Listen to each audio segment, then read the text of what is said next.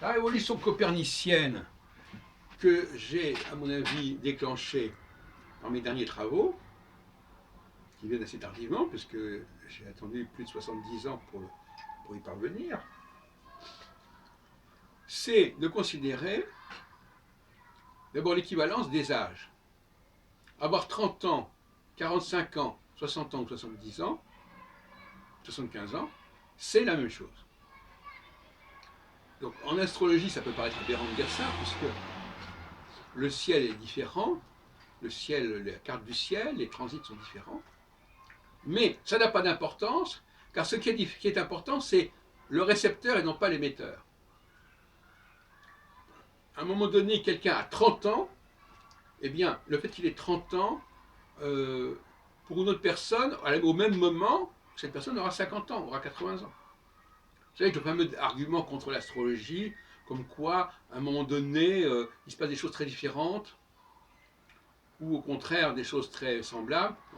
En réalité, c'est l'âge de la personne, l'âge du récepteur, qui est déterminant, et non pas la structure céleste à un moment donné. Cette structure céleste, elle n'aura pas du tout le même impact selon les gens. Donc en réalité, ça n'a même pas d'importance. Donc ce n'est pas les gens qui tournent autour de cette structure céleste, c'est la structure céleste qui est fonction des gens. C'est ce que j'appelle une révolution copernicienne, comme le passage de l'héliocentrisme, du géocentrisme à l'héliocentrisme, etc. Donc en astrologie, c'est un peu la pierre philosophale. On ne peut pas faire de l'astrologie si on ne fait pas cette révolution copernicienne. Tant qu'on ne l'a pas fait, on est perdu dans les méandres des cartes du ciel, du thème natal, ceci, etc. Et tout d'un coup, après bon, on inverse les choses. Vous savez que la révolution commerciale, c'est aussi la simplification du système ptoléméen. Quand on inverse les choses deviennent beaucoup plus simples, de cette manière. Le ciel, on peut s'en passer à la limite. Hein. Il suffit de savoir quel âge a la personne aujourd'hui, et si elle a le bon âge, en quelque sorte, ça sera bon. Si elle n'a pas le bon âge, ça ne sera pas bon. Et ça ne sera pas lié à la configuration céleste à un moment donné. Et ça remet complètement en question l'astrologie mondiale. L'astrologie mondiale qui voudrait que certaines configurations existent à un moment donné et que ça agisse forcément pour tout le monde de la même manière. Non. La configuration en astrologie mondiale, elle n'a aucun intérêt. Un aspect Saturne-Neptune, ça n'a aucun intérêt.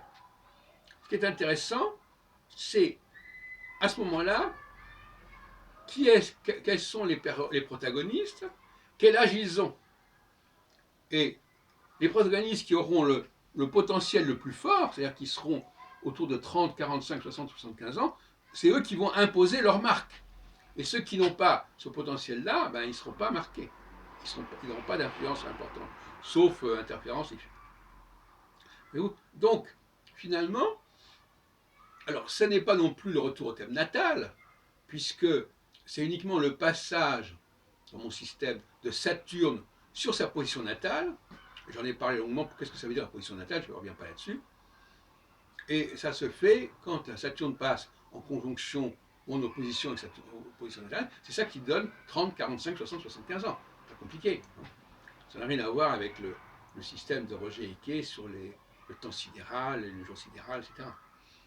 D'ailleurs, ce n'est pas exactement 15 ans. Il faudrait plutôt dire 29 ans, etc. Puisque le cycle de Saturne, il est plus près de 29 ans que de 30 ans. Mais c'est pour simplifier, parce qu'on calcule plus facilement sur des bases 30, 45, 60, 75. C'est ce qu'on appelle l'astrologie des 4 âges. Voilà, donc c'est une équivalence.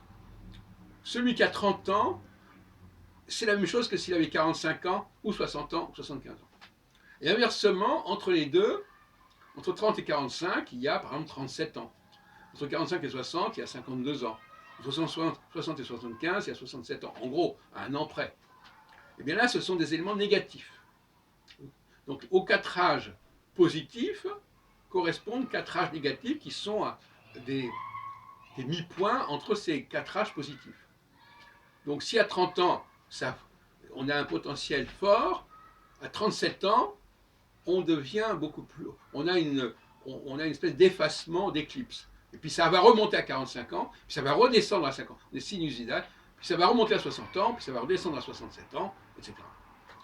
Et c'est comme ça qu'il faut étudier les choses. Et c'est le même modèle pour tout le monde. Vous appliquez cette grille à n'importe qui, à condition qu'il ait une certaine présence publique, présence sociale. C'est pas fait pour le premier venu. C'est fait pour des gens qui ont un véritable potentiel de rassemblement, un charisme, une autorité, qui peut d'ailleurs varier effectivement d'après les cycles que je viens de parler, mais il faut quand même qu'ils aient cette dimension-là. On n'imagine pas une société où tout le monde serait génial, tout le monde serait leader. Hein, ça va de soi.